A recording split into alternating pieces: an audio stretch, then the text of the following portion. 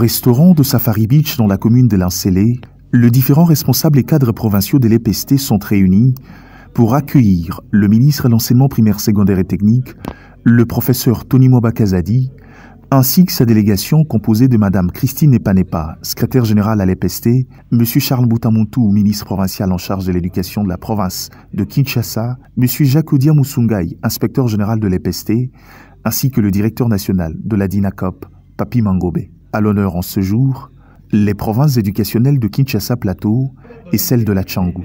Par cette rencontre qui s'inscrit dans le cadre de ces itinérances, comme il en a pris l'habitude, le ministre de l'EPST a évalué d'abord le travail dans ces deux juridictions scolaires où plusieurs problèmes sont signalés avant de donner ses orientations pour la nouvelle année. Loin de protocoles habituels, le professeur Tony Mwaba a changé la méthode. Question de parcimonie dans la gestion de cas. Sur son initiative, un débat s'est ouvert juste après le mot de bienvenue du prophète Plateau. Comme premier problème que doit résoudre le patron de l'EPST, le conflit entre le responsable de la province éducationnelle de Kinshasa Plateau et la représentation légale de l'école conventionnée catholique orthodoxe. Cette dernière, par son représentant légal, le révérend Jean-Claude Ngindola Asuka, aurait posé des actes censés référer à la hiérarchie administrative, notamment la désactivation de certains enseignants au mépris des décisions des autorités. Un témoignage du prophète de Kinshasa Plateau, corroboré par le ministre provincial en charge de l'éducation, Charles Mbutamuntu. Nous trouvons au niveau du plateau ici des agents qui sont mis en service par les gens de l'extérieur. Et pourtant, ce n'était pas le cas. Lui accordant la parole, le révérend a également fustigé à son tour de l'ingérence de certains responsables, particulièrement le sous-prophète de cette juridiction. Et j'ai compris que ça devait aussi arriver pour que je puisse connaître quels sont les partenaires auxquels nous sommes attelés. Donc, après observation et évaluation toute faite, la dite confession religieuse ne peut se prévaloir du statut de partenaire de l'État congolais pour plusieurs raisons. La première, elle n'est pas signataire de la nouvelle convention scolaire.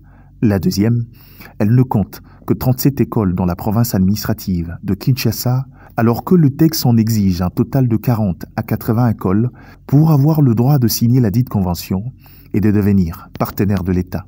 Sur le champ, le ministre de l'EPST a remis à l'ordre les différents protagonistes et a instruit les responsables locaux pour que l'ordre revienne dans un bref délai. Où vous êtes signataire de la convention, vous devez être une confession religieuse, vous avez signé la convention, ou vous n'êtes pas signataire et vous opérez comme un opérateur privé. Il n'y a pas de mandat de gestion, il n'y en a plus. La signature de la convention scolaire a mis fin à cette affaire. Après l'arbre à palabres, Tony Mwaba ne s'est pas privé de son exercice préféré, le rappel à l'ordre pour la nouvelle année qui a pour grande orientation l'amélioration de la qualité de l'enseignement après avoir posé et consolidé les bases de la gratuité de l'enseignement primaire public.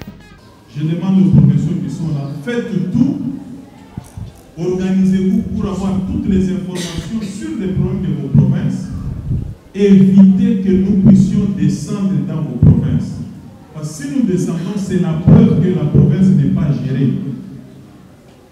Ce que j'ai dit ici n'est pas impossible parce qu'il y a des provinces où je ne peux plus aller. S'il faut descendre, c'est peut-être pour aller faire autre chose. Mais parce que la province est gérée, tous les problèmes sont gérés comme ça, en toute responsabilité.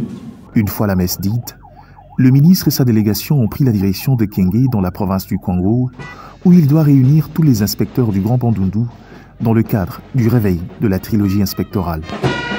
Le patron de l'EPST va également procéder à la remise symbolique des 10 000 bancs après le premier geste posé dans la province du Congo central.